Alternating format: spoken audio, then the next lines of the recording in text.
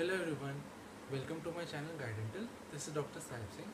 So the subject for today's video is going to be oral pathology. This is the third part or the last part for the subject of oral pathology. Whatever topics I'll be mentioning in the video are also mentioned in my blog by the name of Guidental, the link for which is given in the description of the video. So starting with the topic of bacterial infections, you need to know etiology, characteristic clinical features. Characteristic means that are peculiar to that particular infection. Example, pasta lines in scarlet fever. This is just an example. Oral manifestations, any 2 to 3 points, and histopathology for actinomycosis, scarlet fever, leprosy, and diphtheria. These 4 bacterial infections. The next is pulp and periapical lesions. This is to be done from endodontics in detail, but some lesions are most commonly asked in oral pathology. Those are differences between reversible and irreversible pulpitis, chronic hyperplastic pulpitis or pulp polyp, acute apical periodontitis, and dentoalveolar abscess. Concentrate mainly on the histopathological features. The rest of the details can be done from your endodontics. And the next chapter is forensic odontology. This has to be done in detail from oral medicine, but following short notes could be asked in oral pathology, that is bite marks and lip prints. Only these two you need to prepare for oral pathology. In diseases of WBC and RBC, that can be done from a general pathology second year. Coming to bone disorders. In bone disorders, you need to know the definition of fibro-osseous lesions, Waldron classification of fibro-osseous lesions. In fibrous dysplasia, you need to know the definition, classification in detail, etiology, that is GNAS1 gene, monostotic fibrous dysplasia, the clinical features of craniofacial fibrous dysplasia. Polyostotic fibrous dysplasia, you should know the cafe-olate pigmentation, definitions or disorders under Jaffe-Lichtenstein syndrome and McCune-Albright syndrome. Radiological features, study under early and matured. Do mention about the ground glass opacity. Histopathology has to be done in detail with diagrams. Coming to Paget's disease or osteitis deformans, you should know the definition. General clinical features, know about the simian-like appearance, platybasia and chalk stick fractures. In oral manifestations, know about the Leontiasis ossea and jaw abnormalities, that is osteomyelitis of Mansell. In radiological features, you should know about the lytic phase, that is study about osteoporosis circumscripta, mixed phase, study about the cotton wool appearance, and the black beard or Lincoln sign. Histopathology has to be done in detail with diagrams. Do mention about the jigsaw or mosaic pattern and the reversal lines. Complications of Paget's disease, only 2 to 3 names. Next is cherubism. In cherubism, we need to know the clinical features under age of involvement, cherub-like cheeks, and eyes upturned to heaven appearance. Dental abnormalities in brief, that is 2 to 3 points. Grading system by Arnott. Radiological features, that is tooth floating in a cyst-like appearance, and the histopathology in brief, only 2 to 3 points. In cemento-osseous dysplasia, you should know it is the most common fibro-osseous lesion encountered in clinical practice, and it is the most difficult to diagnose. So here you should know about the classification, that is periapical, focal and florid.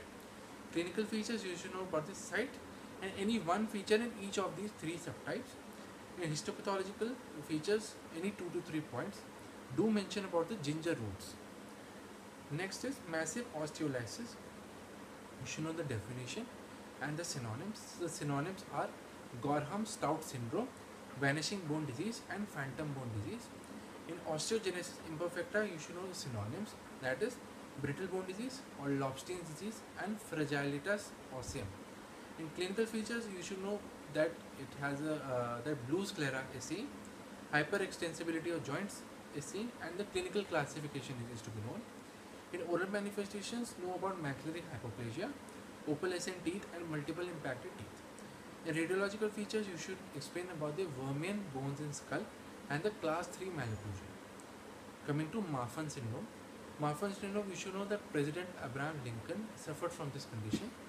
Etiology, you should know it is caused due to FBN1 gene on chromosome 50. Clinical features mention dolichostenomelia, arachnodactyly, hyperextensibility of joints, myopia and ectopus lentis. Oral manifestations mention 2, high arched palate and bifid uvula. Coming to osteopetrosis, synonyms are marble bone disease and Albers-Schonberg disease. You should know the definition. Types, that is infantile or malignant, and adult or benign. Oral manifestations, any two features in each type. Radiological features, the Rugger-Jersey sign and the bone within bone appearance. In cleidocranial dysplasia, you should know the synonym, that is Murray and Santon's disease. The clinical features, you should know about shoulder approximation and the Arnold head. In oral manifestations, learn about the high arched palate and numerous supernumerary unerupted teeth. Coming to mandibulofacial dysostosis, you should know the synonym, that is Treacher-Collins syndrome. Etiology is the defect in development of first and second branchial arches after the 50 stage of embryo. So mention it as it is in your exams. Clinical features, explain about the bird-like or fish-like facies and the coloboma of outer portion of lower eyelids. In oral features, you should know that there is underdeveloped zygomatically-maxillary complex, maxillary hypoplasia, and malformation of external ear. Down syndrome can be done in detail from pedodontics. Coming to the next chapter, that is skin disorders. In skin disorders, the first is ectodermal dysplasia.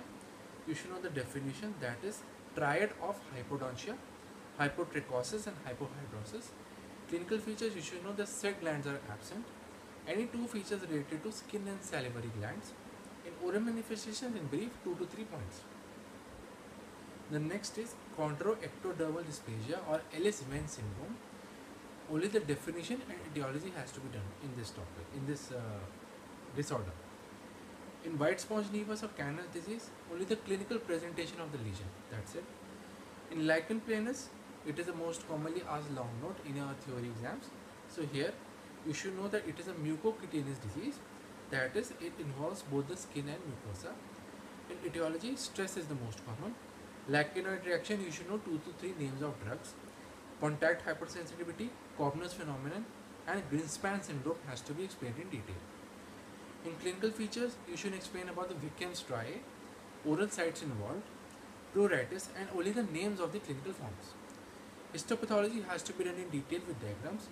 Do mention about sawtooth red tipex, civate bodies, and max doses spaces. Next is psoriasis. In psoriasis, you should know the etiology, that is, it is stress and autoimmune, more severe in winter and less severe in summer. This is MCQ, so I mentioned it in my blog and my video also. Clinical features, you should know about the silvery scales, that is thin layer of mica, Oswald sign, and pruritus.